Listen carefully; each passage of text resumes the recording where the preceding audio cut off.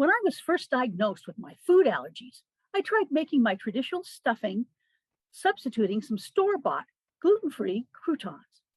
I figured it would be an easy solution. I found a gluten free crouton product and I eagerly brought it home.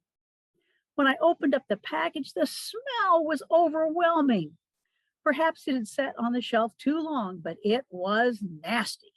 So, what to do? I turned my fabulous cornbread into croutons.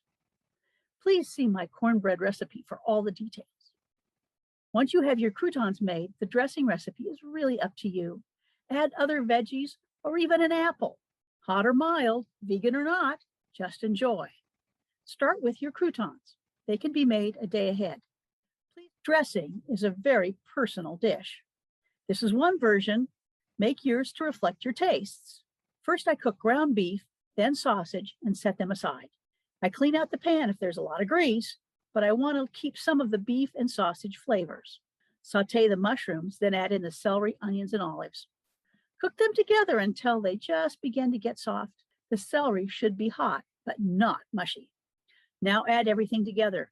The meats, the veggies, the croutons all go back in the pan. Let them cook together for another 5 minutes.